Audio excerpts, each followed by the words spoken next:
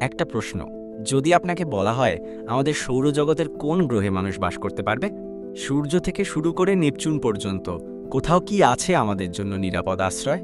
চলুন খুঁজে বের করি সত্যিটা। প্রথমেই শুরু করা যাক সূর্য দিয়ে। নাসার মতে সূর্যের তাপমাত্রা প্রায় 2,70,00,000 ডিগ্রি ফারেনহাইট, আর তার পৃষ্ঠের তাপমাত্রা 10,000 ডিগ্রি ফারেনহাইট। এমন উত্তপ্ত জায়গায় কেউ যদি ঘেঁষতেও যায় 1 সেকেন্ডও টিকবে না, তাই বসবাস একেবারেই অসম্ভব। এরপর বুধ গ্রহ।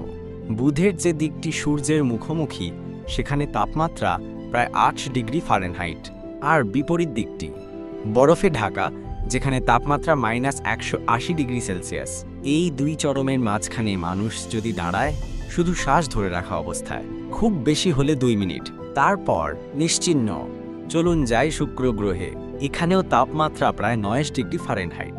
পুড়ে ছাই হয়ে যাবেন ঠিকই, কিন্তু মজার ব্যাপার হচ্ছে শুক্রের মধ্যাকর্ষণ পৃথিবীর সমান, তাই যতক্ষণ না পড়ে যাচ্ছেন ততক্ষণ ঘুরে বেড়াতে পারবেন একটা আগ্নেয় নরকে।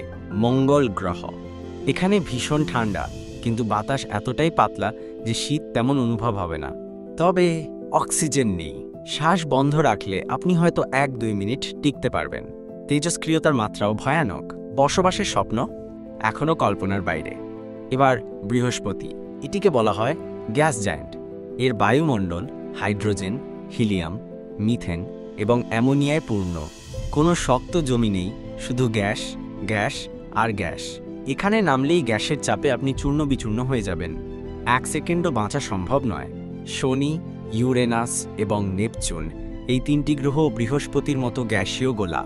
এদের পৃষ্ঠ নেই, বায়ুচাপ ভয়ানক এবং জীবন ধারণ একেবারে অসম্ভব। মিনিট নয়, সেকেন্ডও বাঁচানো যাবে না। এই পুরো সৌরজগৎ জুড়ে কি কোথাও নেই আমাদের জন্য নিরাপদ কোন স্থান? উত্তরটা কঠিন কিন্তু স্পষ্ট। এখনো পর্যন্ত পৃথিবী একমাত্র বাসযোগ্য গ্রহ, আমাদের একমাত্র বাড়ি।